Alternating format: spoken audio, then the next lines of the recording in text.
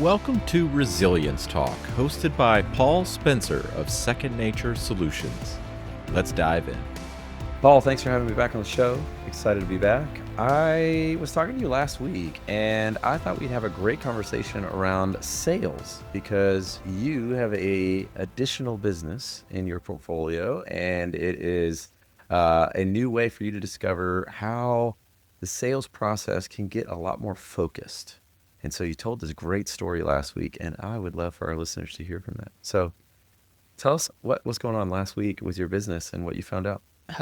So I guess the learning is that the more targeted, more specific you can get, which does take some insights, some trial and error, some additional learnings, is the more specific you can get around the pain point, then obviously the more traction you get on your sales and the types of customers that you can get.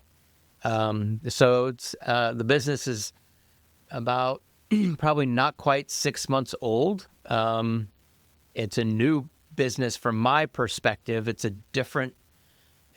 low-cost, high-volume business as opposed to more of a consultative services business.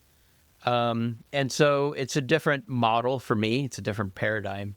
And it's not an industry that I'm particularly super familiar with, right? Which is what I enjoy, right? I like the idea of taking the frameworks that I know about running a business and applying them.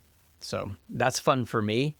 And so, so over the last 5 months or so, we've been generating some sales. It's not big sales, I would call them. But recently, over last week, I've been able to, because of the iterations with different prospective customers, still trying to find my ideal customer. I have that in my head, right, of who the ideal customer is. But like what we've always know and talked about is what I think and what is reality is two different things. And so I've learned that what I initially thought was the ideal customer isn't exactly that. It's maybe a variation of that. And then there's a pocket of ideal customers that I didn't even know existed. And so the more I get to talk to them and the more that we're doing work just in general, the more I get to hone in on, oh, that's what it is. And the cool thing about that is I get to listen to them. And I get to reuse the words that they tell me, which is fun. So the space is around hotels, right? So doing maintenance work, craftsmanship work is what I would call it, for hotel general managers, and then also hotel owners, which are essentially property managers that own a portfolio of several hotels. And what I've learned is, at least for me, my value going in was we're 10% of replacement, right? We can repair, we can fix, we can restore, and it'll save you money, right? That's how I was projecting it. And sometimes that made sense, but most of the time it's like, well, yeah, but we do all that already. So what I found is that, they were talking about budget. Well, tell me more about your budget process. Oh, well, I have a certain amount of budget that I have to spend or I have to save in order to spend, which then got into a CapEx discussion, capital expenditure discussion. Oh, tell me more about what does that mean?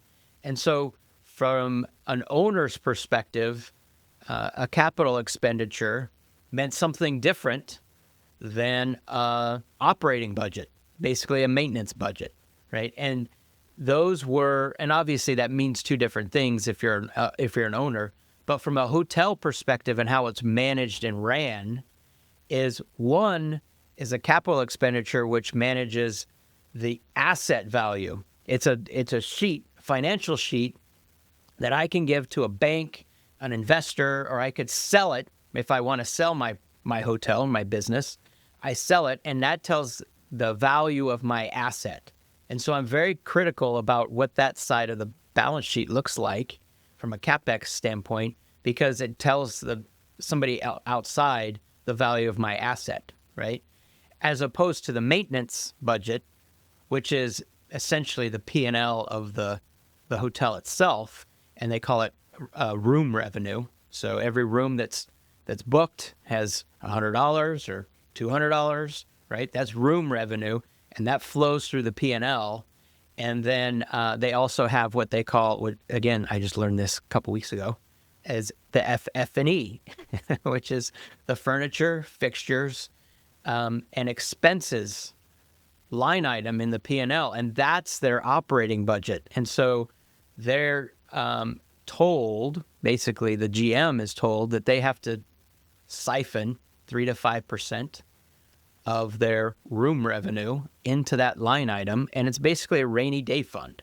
So when they want to be able to replace furniture, replace maybe flooring, redo something that's more of a maintenance thing, not a capital expenditure type item, it has to come from that operating budget. They call it the operating budget. And if they don't have enough money, then it goes back to the owner and says, hey, I need to replace these things. And the owner says, I'm not going to do that because it's going to ruin my side of the sheet. And so there's this kind of tension between the GM and the owner, where now instead of being 10% of replacement, I get to say, which is an inversion of that. It's the same. It's saying the same thing. It's just speaking more their language, which is you can spend 20 to 30 cents on the dollar on replacement, on on restoring over replacement in your FF&E budget. And what that means is that your FF&E will last 2 to 3 to maybe even 4 years longer than it was before. And that resonates with them.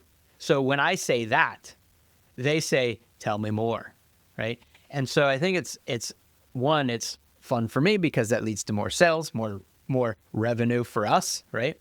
But it's also part of the fun part of learning the new business and learning the language that your customers use and translating that language into something that's valuable for me as a business owner, but also has to be valuable for them. Otherwise, it doesn't matter, right? If it's valuable to me. So that's fun. I think it's fun. And it's not something that you're necessarily just going to snap your fingers and say, I get this. Or the customer is, right? We say this a lot in development world, right? The customer is too dumb to know what's going on. Like, we created this awesome UI and this awesome app, but they don't get it, right? Well, it's actually the opposite way. You don't get it. And so in sales, it's the same thing. You don't get it. If you can't get the sales, if you can't get the interest from your customer, then you're doing it wrong, right? And you need to navigate that. It doesn't change what we do, doesn't change the service that we provide, doesn't change the products that we use, the cost structure that we have. None of that changes. It's just the language that we're using back with our customer. I love this story because just that point, same business, same costs, same service, same buyer. Yeah. But by framing it differently with different language, you're able to unlock value. Yes, that's already right. there. Yeah. And all you're doing is unlocking it with a different key. Yeah, that's right. Yeah, and because before, again, I'll just use the phrases I was using, 10% of replacement, they hear what I'm saying, but they already have maintenance teams. They already have different vendors that do things, right? But what wasn't translating is the actual type of repair versus replacement work that we do, and where that fits in their own world, right? So they're approached all the time by different vendors doing this, asking about this. So they're very I don't know if they're it's hard to say that their tendency is to keep you at arm's length, but that is kind of what it is, and they'll listen to you, but at some point they're like, I get it, I don't need any of that, right? It's almost like the guy showing up at your door at your house saying, hey, we're in the neighborhood and your neighbor just signed up for bugs. We're going to spray bugs. You want some? No, thank you. Well, here, let me tell you about this, right? You don't want to be that guy. You don't want to be that guy. So it sounds like a lot of discovery around something very specific that you may not even know is there. Yes. And so for our listeners that are running businesses, involved in sales, trying to unlock value, of course, for themselves in the terms of sales, but also to better understand their customers and how they could serve them better. Mm-hmm. How do you go about finding this key? Like you said, Yeah. listening. Obviously, it's active listening. You've got to follow up. You've got to figure out their language. Yeah. But what in your mind, going through this process and running businesses for many years, how do you find that key? Well, there's a couple of pieces. So it's a process. And like what we know, we tend to think about processes as step 1, 2, 3, and 4, and you just follow those steps. But on top of our processes is the mindset and maybe our behavior while we run the process. So in sales, at least for me in this case, is I'm in discovery, right? And maybe a lot of you listening are saying, I already have, and actually, probably easily 9 out of 10 times with any of my customers, really good at sales, right? Because sales drives everything. Yeah. And when you're in business for decades and decades, you tend to be really good at sales. So it's not to say that this doesn't mean anything if you've already got your sales team or your sales process. The difference is that in this case, it was a discovery process. And so I have to be accepting that I'm going to get a lot of no's. And this is, you read any kind of sales stuff, right? You have to be okay with the no. And with the straight arm, the stiff arm that says, get out of here, or don't talk to me, or don't call me again. And those are uncomfortable and it's not fun, but that is it, right? I've realized that they're not my customer, which is okay. But I have to know that in sales, I have to have a yes or a no. I can't have a maybe. And so for me, it's been a lot of door to door, walking in the hotel, talking, hey, can I speak with the GM? Can I speak with the chief engineer, who's the maintenance side of the house? And I want to have a conversation with them. And sometimes that's easy to do, and they're very friendly, and sometimes they're not, and sometimes they're kind of in the maybe world. And the maybe world, in my opinion, and especially you guys have all heard this before when I coach on any of the sales stuff anyway, maybe doesn't work. So you either want a yes or a no. A maybe only sucks the life out of you and potentially out of them, right? Maybe, here's an example of maybe. Oh, yeah, that would be great. Oh, okay. How would you see this working for you? Oh, yeah, this would work great. This would fit here, here, and here. Oh, what about if I was to, you want to do that, whatever it is, you want to take this service, how about if I come on Monday and we're good? Well, Monday's not going to work very well. Why don't I reach out to you in a month when I have a better idea? Okay, yeah, that would be great. So then you leave either that call or that in-person meeting feeling good. Like, that was a great conversation.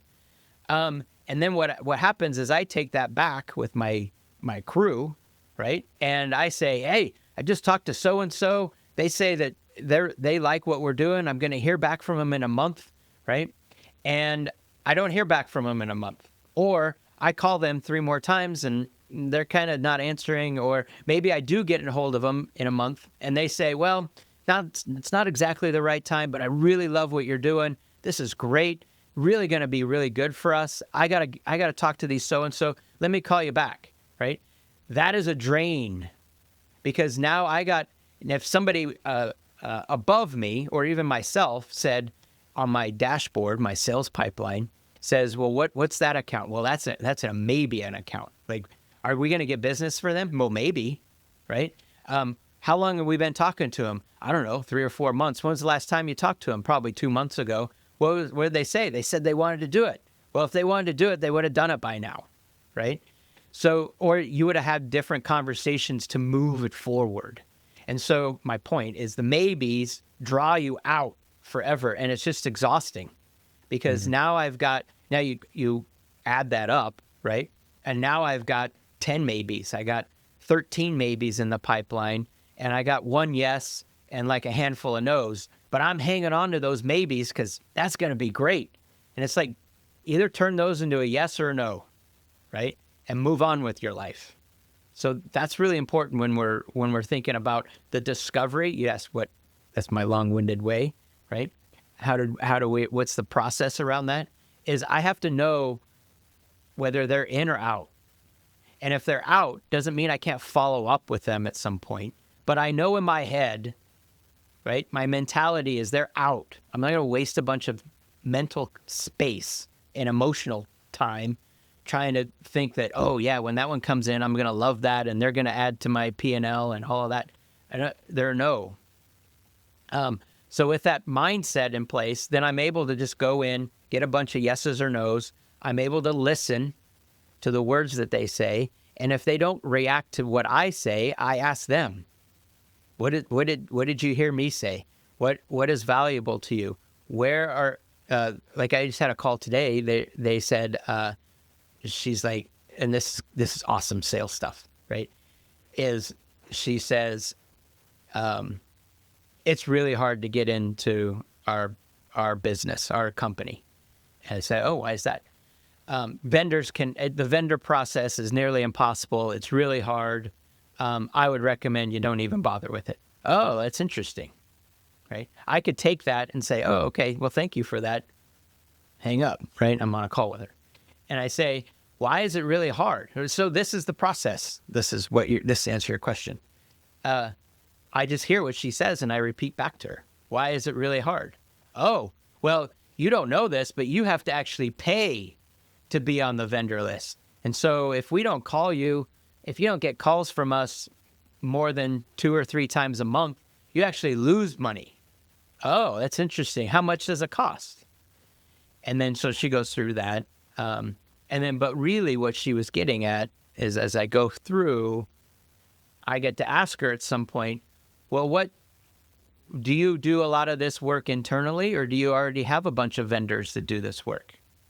And so in my head, if you were to stop the call right there, I would have said they have an internal team that does a lot of this work, and they have a high barrier to get vendors in, and that way they can protect their internal team. It's actually the opposite. So she said, oh yeah, we have lots of vendors. And those vendors have been with us for a long time, and they get all the work. And so even if you pay, you will probably not get any work. Oh, that's interesting, right? So it's just another example of talking through it, right? That doesn't matter if I'm in discovery mode or not, because customers are going to do that. She's doing that because she likes me, seemingly, and she's doing me a favor, right? But really what she's doing is for whatever reason, she's saying it's not worth it. But for me, it's worth it, right? It's definitely worth it. Yeah. So anyway, I don't know if that answered your question. Well, does that person go on your maybe list or your yes list? Like, what are you listening to that's a yes? You told us all the no's. What's like a yes where you're like, okay, yeah, I'm following. This is good. This is good. This is progress. I should keep going. Yeah. So with her, she's a yes. Because I say, this is really good. I love the information. I really value that you are thinking of us and me and my time and the value that it could or could not be. But I want to get on the vendor list. What does that look like? And then she said, I can do that, right?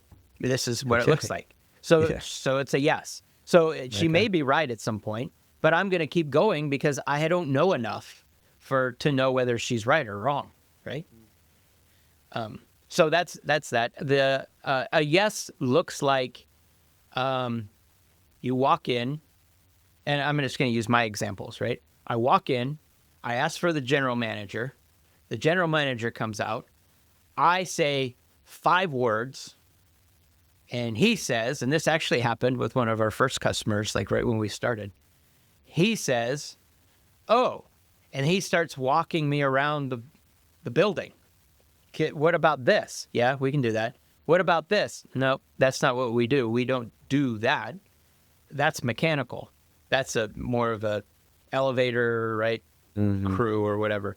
What about this? Yes, for sure. This, yes, yes. And then he's getting a sense. He already kind of knew by me just saying those 5 things.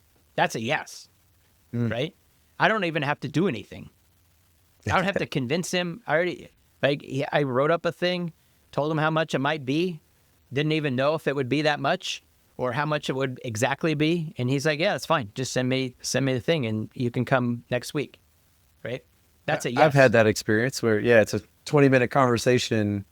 Yes, good to go. Send me the bill. Yeah. And then I've also had it where, it's 4, 5, 6 months, sometimes years of building a relationship. And, it just takes, So, and that, there's just as a distinction, a maybe, when I was going back to a maybe, right? A maybe doesn't mean that I don't nurture the relationship and still think about the long-term sale, right?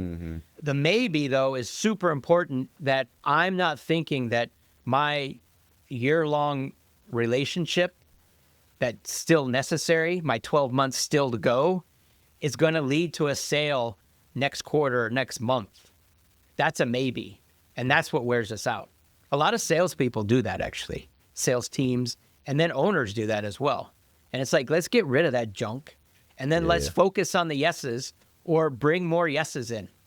Because we're wasting a ton of time on those, like just using my example. If you've got 13 maybes in there, we're spending a lot of time talking about it.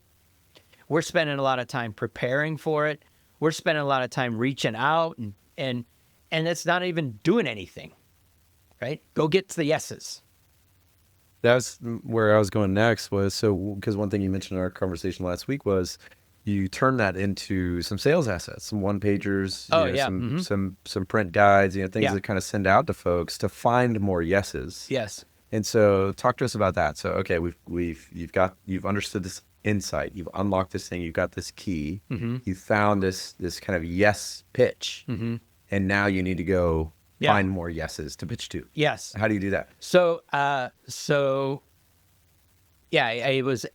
was able to uncover some nuggets, and just in the conversation, I'm able to conceptually understand what they're talking about or what they're telling me, but I don't get it yet, right? So I kind of just run through it, and then this is great. They're a yes, like they're telling me they want in, right? I'm just learning more about how they get things approved and all of that. And then so we schedule a time to talk in 3 weeks. That call's booked, right? Boom, that's my sales process. I know that I got my yes, and I got in 2 weeks, we've got a call. I'll talk with her again, right? I can clear that out, meaning I don't have to worry about it now. I'll just see what happens the next time we chat. But in the meantime, I've got these nuggets, and I got to figure out what do they actually mean.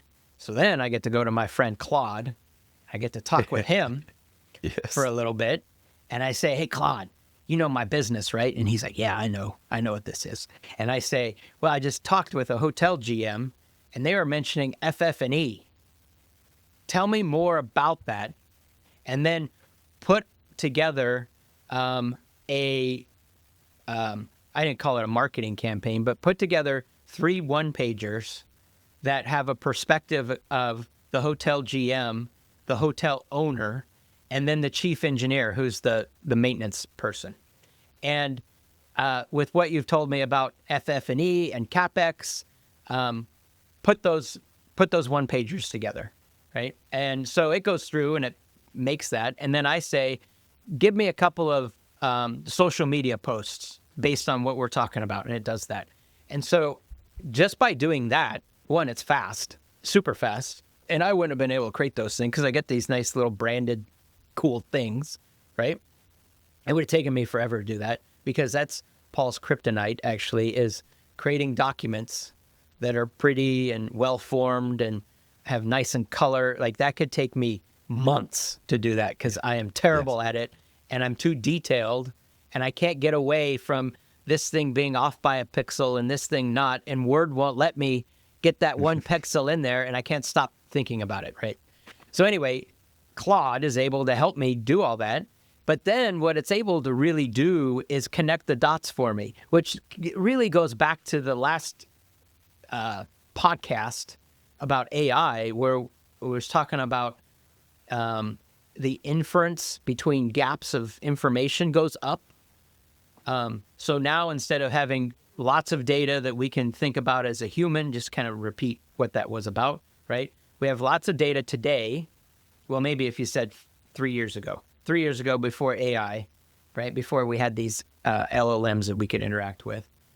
We had lots of data, and we had data mining. We still had AI, but it was more machine learning and I couldn't talk to it, right?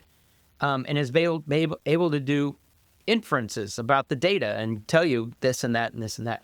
Well, now we have this huge advantage that as AI gets stronger and stronger, it's able to look at even more data and more data and more data across lots of different data sets, and really disparate data sets, meaning we could look at climate and I don't know, something, furniture, right? Climate change and furniture. And it could make some inferences about the two things. And then we could say, that's interesting. And what do I want to do with that? So in this case, Claude's able to take FF&E, right? Furniture, fixtures, and expenditures, or expenses, right?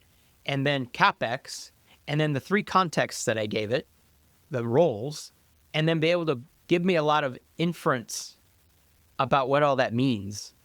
And then also put that into some simple 3-page things. And now I'm also learning from what Claude's telling me about how it's actually connected. Like all the things that I just told you earlier is because of that process. I learned through that, not solely through my customer, but I was able to take what came from my customer and then go research it. And now with Claude, with AI, it's so much easier to research it, right? Before, you would have to do a Google search and then probably go read a lot of blog posts or news articles or whatever. That doesn't have to be news articles, just different articles in Forbes or whatever comes up, right? And I'd have to try to make that inference on my own, which isn't impossible. But here it's doing it all for me, and it's condensing it down into blurb, and then like my conceptual integrity of what's going on goes way up, right? Because now I can, that's how that's connected. Oh, now I get it. Now I know why she's saying those things, right? And now I understand why she mentioned corporate, and the way that they think about the budget isn't exactly the same because I wasn't understanding that. But now I do, right? And so it's not really as important with her because she's telling me, and she's a yes. She wants to spend money on it. She wants to fix up her hotel, right? But it's going to help me with my other prospecting calls, right? And so now I can go to some of my maybes, or maybe even some of my no's, and send them a couple of things and see what happens, right? So go ahead. Did you have something? No. Yeah. I do, but continue. Yes. So one other thing too is this morning I had a conversation with one of my customers, and we were talking about, and maybe not to get too sidetracked, but the whole S curve. Have we ever talked about the S curve from like going from 0 to say 1 million, and then say from 1 million to say 8 million, and then from 8 million up to maybe 20 million, and how each you remember? Yeah, I think it's called a sigmoid curve. When you kind of come up and you kind of plateau for a bit before you hit that next growth lever. Is that what you're talking about? Exactly. Yeah. And so what happens with that is the things that you do at 0, meaning I'm starting a business, I don't have any revenue, and I get to say 500 to 1 million inside there, is much different than at 0, right? Both your processes and the structure of your business, who's involved, the things you will accept or not accept. But you can't run $1 million business with the structure of a $0 business. That's pretty obvious, right? Mm-hmm. What's not as obvious is when you get up to $8 million, and now you're getting up and you're an $8 million structure, right? Business, and now you're 10, and now you're 12, and you're approaching 20, but you still have $8 million mentality and structure, both in processes and people and everything else, right?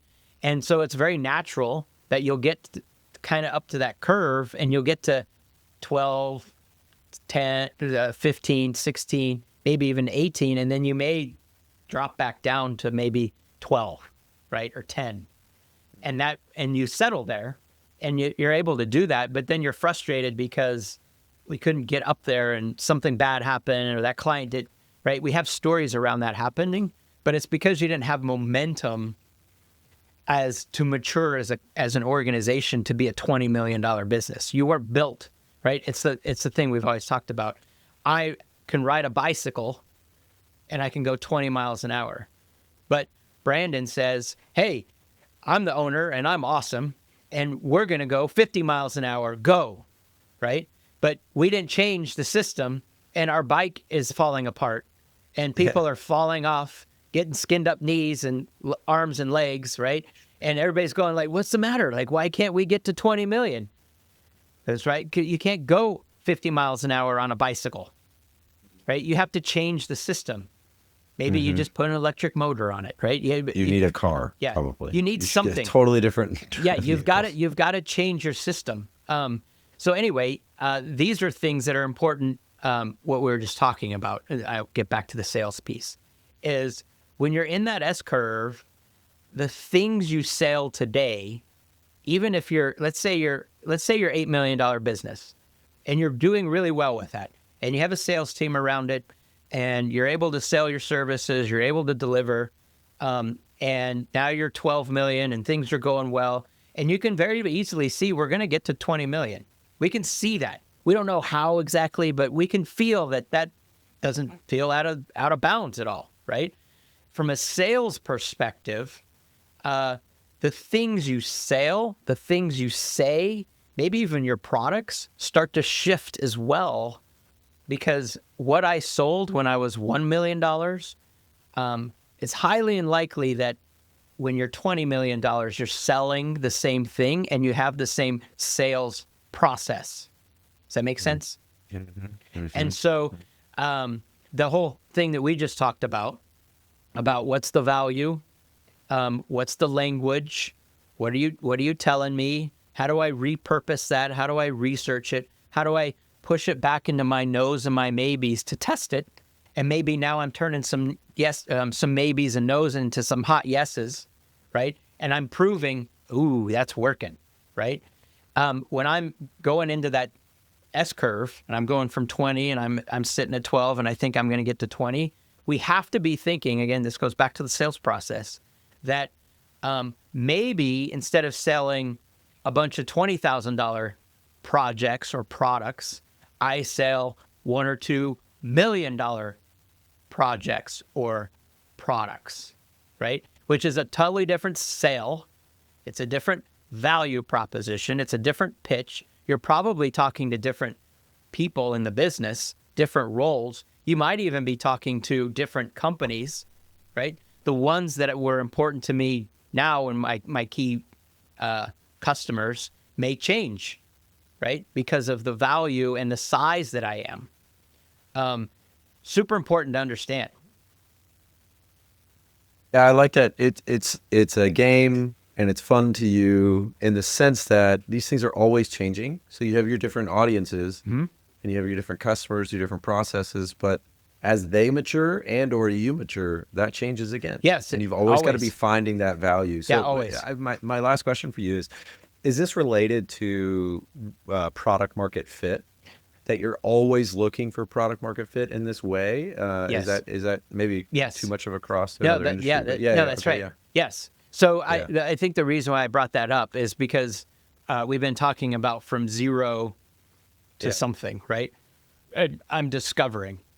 And some of you may be thinking, I'm not discovering, Paul. I discovered that 50 years ago. So why is this valuable, right? So the product market fit is always happening, to your point, right? It's always happening. So even if I'm mature and I've been in business and I have a reputation, I'm still capable of discovering different product market fit with my existing or something that doesn't exist, meaning of my own products and services. And that's how that's the way you gain momentum through the S curves. Yeah. And the more S curves you go through, the more difficult it gets to be able to get enough momentum to stay up there, right? So most of you, most of my customers, from Second Nature perspective, are in that 10 million, right? And then we get up to 20 and we get up to 30, 40. And that, for me, from Paul's perspective, that's kind of my sweet spot where I can see how all that fits. At some point, when you get up to 50, 60, 100 million, that is, again, it's in order to have structure to be able to support that is way different than a $20 million business, way different. But the cool thing is you can start to have values, which is, I don't want corporate structure. I don't want a lot of authoritative responsibility, command and control types of things. It's not who we are, and it's not how we grew our business, right? So then we start to think, well, how do we generate more revenue over less sales? Yeah. Right? Right. Which was my 20 versus 100K example. And so in that case, then I can start thinking about $1 million deals instead of tens of $1,000 deals. Mm-hmm. And potentially I can deliver those things with less structure, right? Mm-hmm. Less kind of corporate governance. It doesn't mean you will still need some of that, which is much different than maybe what you're used to at the 20 million range. But there's ways to be constantly thinking about product market fit and how do I expand my own thinking about what we do. Which changes your culture, your team, all that. But then there's outside pressures as well, like AI for a lot of industries is changing the value proposition. Yes. It's changing the way that we're doing things and how we pitch. Yes. Yeah. I think the other thing too is this is also the fun part is to sell before you can do. The scary part or the fun part? I forget. What'd you say? So for me, I would say 10 years ago, that would be very scary, right? Because I was more the operator, the one who had to deliver everything. And if we sold something and then came back and said, no, what we got, we're doing what? I don't think that's possible. So we still need to be connected between our sales team and our operations team and how things will actually work. But we can also experiment with selling something that doesn't quite exist or that we're not even capable of delivering. I should say that in a different way. Never done that before. Yeah, it's well, let's think of it kind of in a physical place. So if we were, let's say, like what would be a good example? Let's say we're doing construction, and we're gonna rebuild, we're gonna remodel something, right? We're gonna remodel a clubhouse for some golf country club thing, and I know that I need a crew to do that, right? So I might need 10 people. I might need 10 people who know how to, one person who needs the carpentry and framing and flooring. And I need people to do all this work. That's a big expense, right? So before I actually do any of that, the sell before you do, right? I could actually go out of business, or I could say I have a bunch of money to invest. I could waste a ton of money by bringing those people on and then going and selling and having it take me 5 months, 6 months, 8 months for that to happen, right? As opposed to going to all the country clubs around town and saying, hey, I got this idea. I'm thinking about country clubs could look like this, like this, right? And then they get to say, nope, that doesn't work for me. That doesn't, oh, why? Right? And I get to go into that discovery phase. And then maybe by the 5th or 6th country club, they're telling me, things that I didn't know. And then now I get to go to talk to Claude and say, tell me more about that, right?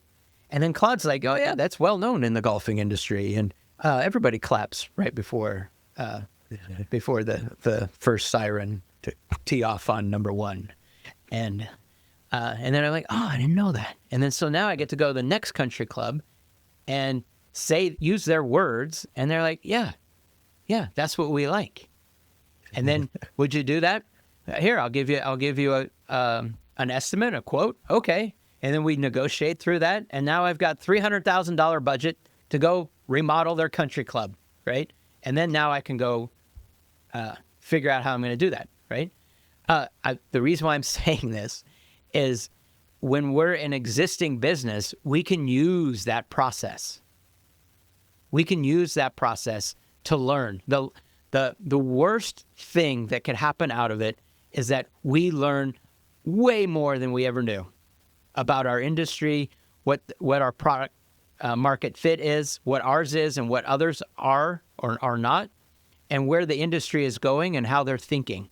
And I never have to sell anything, but I'm approaching it from a sell, right? And I'm learning and I'm learning and I'm learning. And maybe if I do sell something that I'm not capable of, or at least I'm not built for, then I can build it, right? And then I can start having more intelligent conversations about my process, about what we do, how we remodel, what that looks like, what the timeline is, right? And it matures. And now I've got a different product line that I can sell.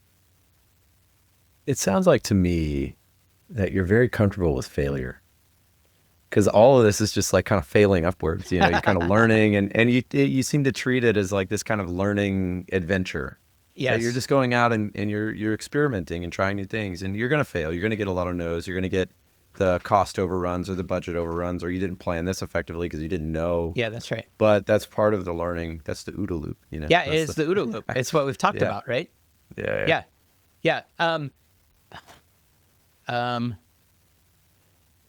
It's like it's not about just the failure for the sake of failure. It's failure so that I can learn something because I have an aim. Yeah, of course. So I have an aim. I'm wanting to go there. Yeah. But I don't know how to get there. And so I have to engage. I have to observe, right? I have to orient, right? And then I have to decide. And then I have to act. And I have to do that in a series. That's the engagement part. That's the OODA loop, right? That's PDSA. I have to engage so that I can learn, so that I can go from here to here to here to here. And then I'm like, oh, that's what that means. And then I can decide what I want to do with it. As opposed to saying that's never going to work, or too risky for me, or I don't know where I'd get started with that, or too hard for me, right? You're never going to go anywhere doing that. I'm so glad that we did this. I just thought this was such a great conversation. Thank you. Where do you go from here? Well, I think as far as the topic goes, from a sales perspective, I'll just kind of reiterate what I said before. Pretty much everybody listening to this, I would say, is really, really good at sales. Can you get better at sales? Of course. Sure. Do you get frustrated that maybe it's not quite going the way you want it to, or maybe we can't get into a new market? Of course. But sales is the engine to make things run, right? Yep. And what we know is that sales only works based on our delivery. And so what I was just describing of let's sell it and do it later, I still have to have the know-how and the confidence. Be competent. Yeah, I have to be competent to be able to pull a crew together of 10 people and manage them and have good customer experience, right? If I don't have that as a core capability, I have no business selling it and then trying to do it. Yeah. Right? Yeah. Because it's not going to go well. Yeah. That's right. So it is all intertwined and it's all linked together. But we can always get better with sales, and we can always mess around and experiment with it. What do you think about that? I love it. I love it. I think that's the attitude. I'm excited that we ended there with listeners, is to experiment, to try new things. You will fail, but you will learn, and that's a success. Yeah. And with sales, you want predictable, consistent sales. That's what we want, right? That's right. And that's why we have processes around everything, but also around sales. And we're constantly improving them, which is basically what we just talked about. How are we constantly improving our sales? Yeah. That's right. Well, Paul, thanks for that insight. Thanks for your story. And I know it's hard won, it's hard fought, but that insight is super helpful to help develop that process and help people improve their sales. Yeah. So thank you. Yeah. And we'll talk more about it next time. All right. Awesome. All right. Bye.